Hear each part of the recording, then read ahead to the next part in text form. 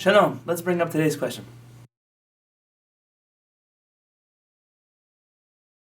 Unfortunately, it is a very painful question that resonates deeply with me. I want to tell you a story. I was traveling once through Las Vegas with my wife, and we went to take our kids to some show in a hotel lobby. And we were in that hotel lobby, and we noticed a young Hasidic boy with long peot and a polo shirt and jeans, but he was obvious that he was Jewish. And he came over to us and he was very happy to see another Jewish couple, and he was speaking with us. He told us he was 17 years old, and he was here for work. And we spoke for a few minutes. My wife is from Borough Park. They spoke some Yiddish. They exchanged some names, played a little Jewish geography, and we exchanged phone numbers. We kept traveling back to San Diego, and the story totally slipped our mind. Fast forward a few months later, it was about 2 weeks before Pesach, and we get a phone call from this young gentleman. He says, Shalom, Rabbi Halevy. Yes? This is so-and-so speaking. I don't know if you remember me. And I was trying to remember his name. He said, we met in Las Vegas. I said, oh, of course. How are you? Shalom Aleichem. How can I help you? He says, would you and your wife happen to have a place for me at your Pesach Seder this holiday? And I remember him telling me he was from a family of 15, 16 children.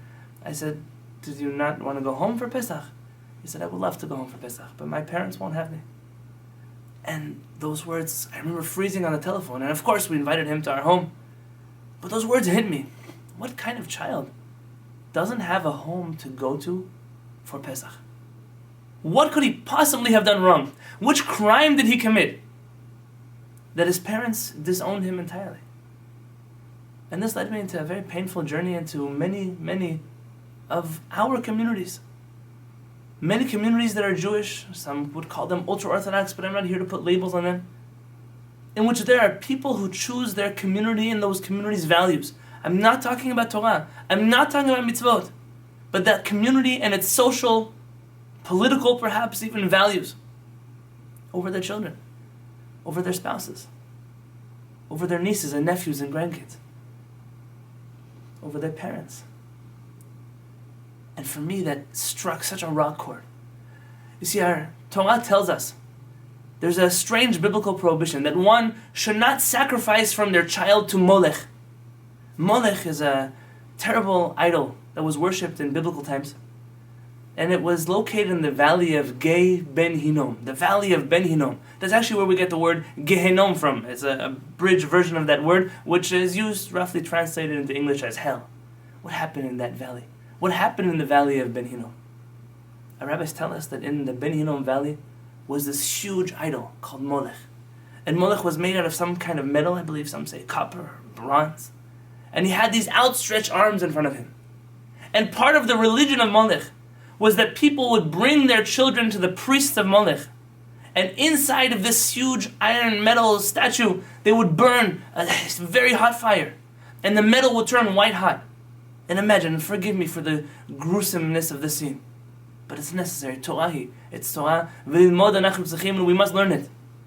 And they would place their baby child in the hands of the Molech idol and watch as the baby burned to death, screaming and crying. This was the worship of their God. And our God, the creator of heaven and earth, the giver of the Torah on Mount Sinai, he who took us out of Egypt and created us as a Jewish people. One of his commandments is, do not dare sacrifice from your children to this idol called Molech. I remember when you read these psukim, when would I ever think for one moment, how could a person kill their own child? How could a person sacrifice their own child? When and how could HaKadosh Baruch Hu think that his own people, that he had redeemed from Egypt, that he had given a Torah to, would do such an abominable thing to their child? But perhaps Hashem is sending us a different message. And that is, in your worship of Hashem, don't do like what those people did to Molech. Don't sacrifice your children on an altar to me, says the creator of heaven and earth. Even in the one time where Hashem explicitly asked the father to sacrifice his child for him, Hashem couldn't make it happen. Hashem stopped it right at the last minute to show him that's not a form of worship that I want. It's the natural nature of a person. Tevahu ba'adam, it's a nature of a human being, that my child is more important to me than anyone else. There's a Hasidic story, and rarely do I tell Hasidic stories, about Rabbi Levi Yitzchak of Berdichev, the famous Rabbi Levi Yitzchak, that on the eve of Yom Kippurim, he was sitting in his office and giving blessings to people. And as the custom of many Hasidic rabbis, in order to receive a blessing, you give some kind of donation, something that was entirely unheard of by our Chachamim. But it's a practice. It's a tzedakah that's given in order so that the blessing of the tzaddik can have some effect. Of this, I'm no expert. And this mother came in with her child, Rav Levi Yitzchak of Berdichev, and says, Rabbi, could you please bless me and my child? And the rabbi said, sure. Each blessing costs a number, 2 rubles. He said, oh, but I only have 2 rubles. So you're going to have to make a choice, lady. Either you get a blessing, or your child is going to get a blessing.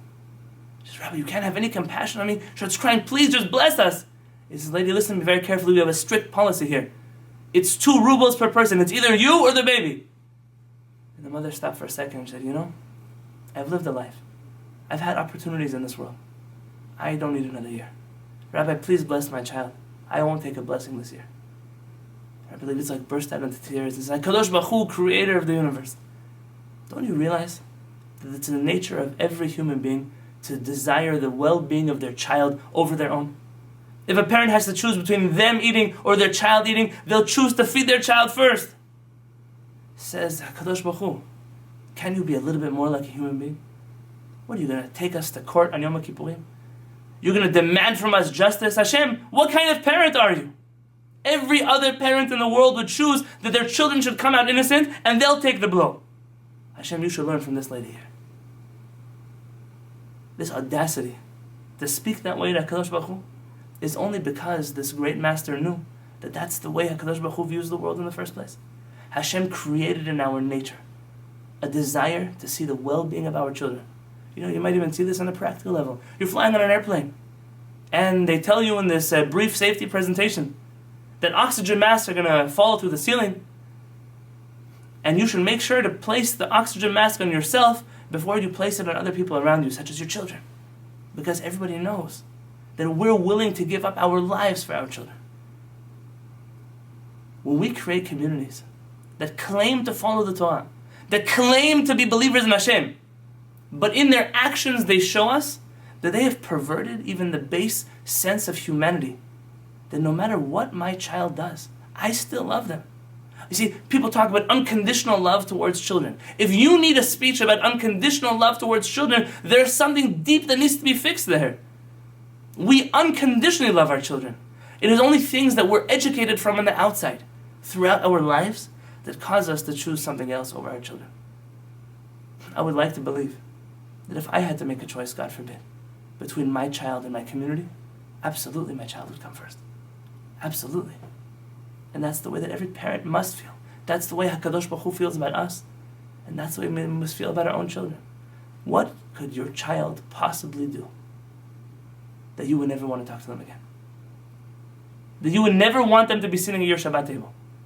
You know, in every prison in this country where there's a death row, there are parents who visit their children who are convicted murderers, serial killers.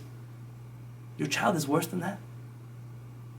Your child in the way they dressed, or the person they dated, or the school they chose not to go to, or the career path that they took, or the daughter-in-law that they brought home, that's a good enough reason to stop talking to them?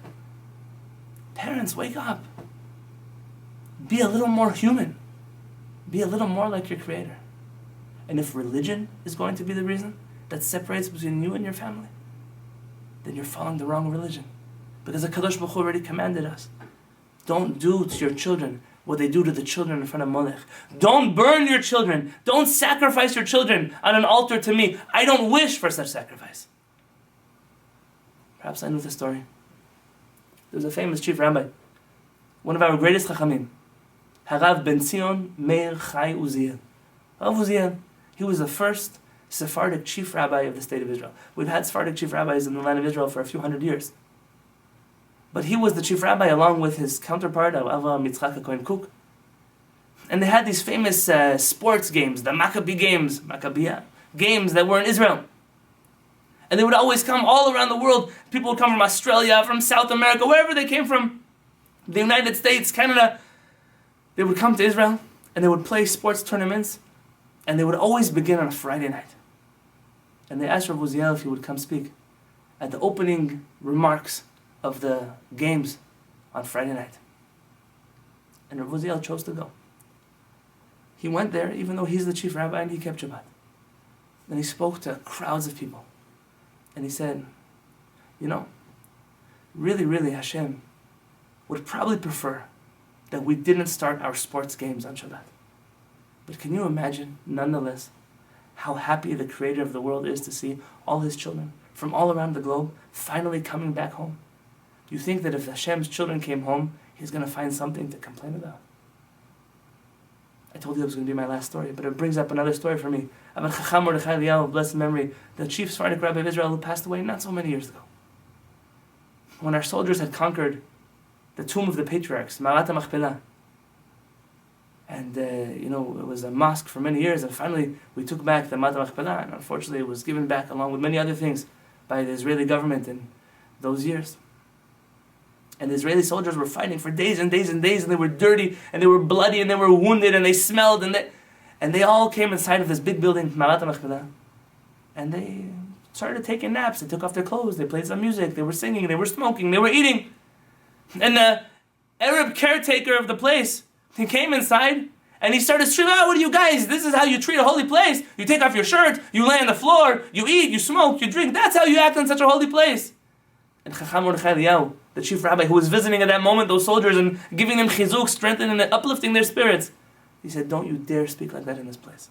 He said, you see, you who stole this building, when you come here, you have to dress nice, so you make sure that you show everybody how much you respect it.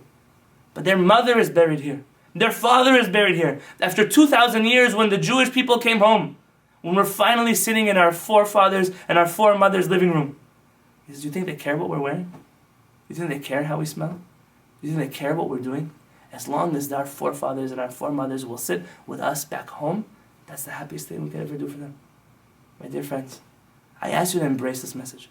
This may be one of the most important things I'll ever say. Our children are the only things we have. Our children are our future. And I ask you, please don't burn bridges with them because of trivialities. But how much more so, not because of a religion that demands from you to hold on to them. Because they are our future.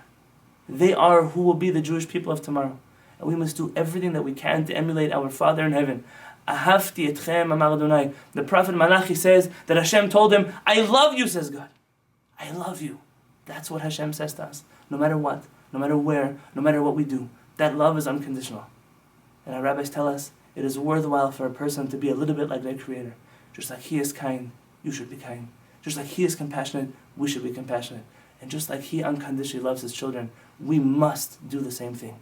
And we must fix and send a message to our brothers and sisters who have perverted this base humanity and tell them it's not too late to do teshuvah. It's not too late to come back and to show the world and to show your children that you love them and that God is precisely the reason why they are above everything else. V'at alit al kulana, because you are greater than anything else. And B'ezrat Hashem, if we put everything above everything else, if we can put even our greatest joy above Jerusalem, Jerusalem will come back to us. We'll go back to HaShamayim. We'll go back with the Creator, with our children, with our grandchildren, with our great-grandchildren, back to our home, back to where we belong, and nobody will care how we look, or how we dress, or how we act, as long as we can make the decision to come home, because we already emulated that on our own by bringing our own children home.